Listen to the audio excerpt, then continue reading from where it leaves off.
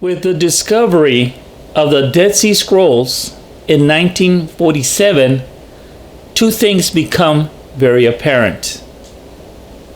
One is that all Christian theologians and historians that ever wrote about the Gnostics had a very limited view of what the Gnostics believed. And number two, because of the discovery of the Dead Sea Scrolls, we now have a better understanding of what the Gnostics believed.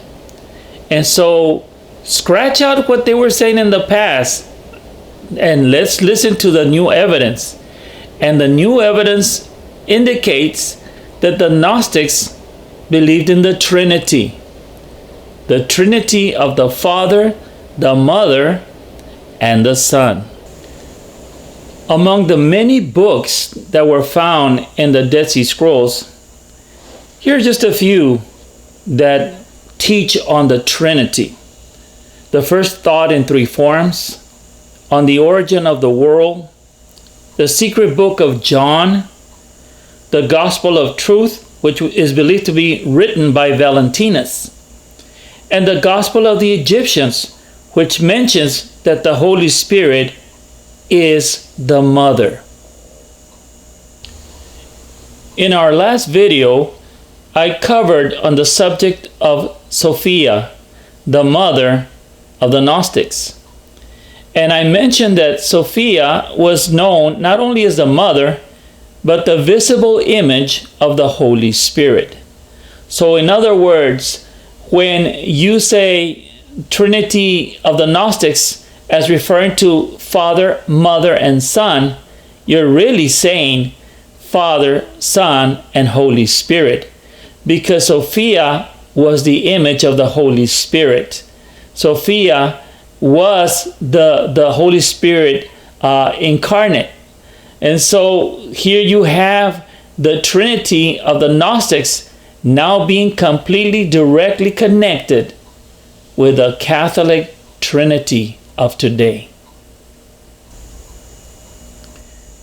If Catholics do not want to agree with this, they have a battle to fight against the Gnostics.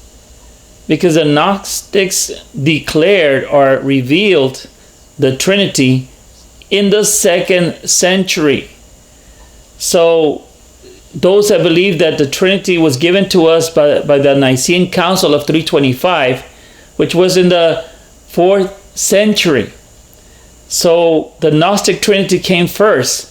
So someone copied from someone else. And if you still don't want to believe this evidence that the Catholic Trinity is the Gnostic Trinity, then let me say this, that Catholics and Protestants teach Father, Son, and Holy Spirit. But the Catholics emphasize that Mary, the Mother of God and the Queen of Heaven, is sitting at the side of the Son. So, in other words, regardless, Catholics still include a feminine entity, a feminine goddess with the Trinity. Either way, you can't escape it, that the information, the evidence is very strong that the Catholic Church, their Trinity is pagan, and that the worship of the Mother Goddess was stolen from Sophia, the Mother Goddess and Virgin of the Gnostics.